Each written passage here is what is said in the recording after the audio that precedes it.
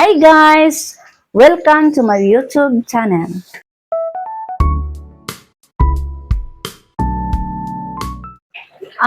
About po sa fertilizer nga osmokot, pwede na to magamit siya sa Denro, Phalaenopsis, o sa Cattleya.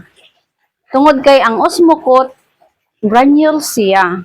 Ato siyang ipalibot sa ilahang punuan kilid sapat. Pwede na to ilubong gamay. Ang osmokot manggod is granules, ang pagsupsup ana sa iyahang gamot, inanay lang siya, dili bigla. Sa ringko o sa banda, sa osmokot dili ko mo gamit inangano. Ang ringko nato, gihanger nato, wala siya'y mga yuta or charcoal nga gibutang. So kung butangan nato osmokot, mga hulog siya.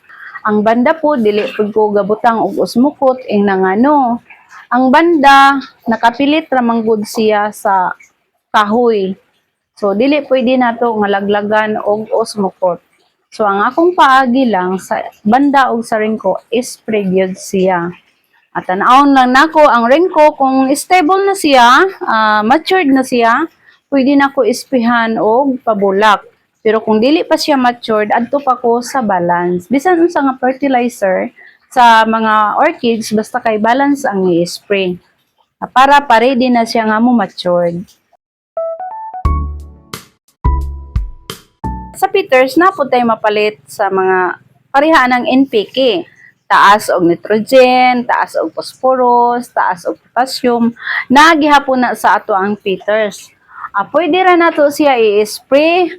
Ang Peters, sa ako ang ginagamit nako nga Peters, kung tanaw na ko nga kanang dili pa kayo stable, ang ako yung i-spray sa iya is Peters nga balance lang gihapon. Wala ko nagamit og daghan nga paagi tungod kay og daghan sila, daghan man na siya og procedure. Tanawon lang nako kung gamay pa ang iyahang gamot, nagkinahang bago pa siyang tanom, munang isprihan jud nato og rooting hormones. Pero kung makita nato nga medyo daghan na siya og gamot, dayon okay na pod ang ihang lawas. So ang atong buhaton ana, ang atong i-spray sa iya is balance. 20-20-20. Bisan unsa nga fertilizer nga para sa pwede sa atong orchids, pwede na to i-spray. Then maura gihapon kung makita na to nga matured na ang ato ang mga vanda or ringko, pwede na to siya i-spray. Ang Peters, dili ko gagamit sa ato ang mga Phalaenopsis, Cattleya, or Denro. Ang ako rag yung gigamit sa ako ang Phalaenopsis, Cattleya, Denro, kana ra gyud siya ang osmokot. Ka-share ko sa inyo ha og mga jutay nga pagtulunan.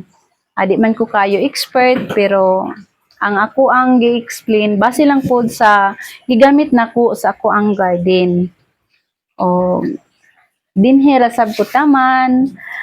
Thank you for watching. Please don't forget to share, like, subscribe to my YouTube channel. Thank you guys.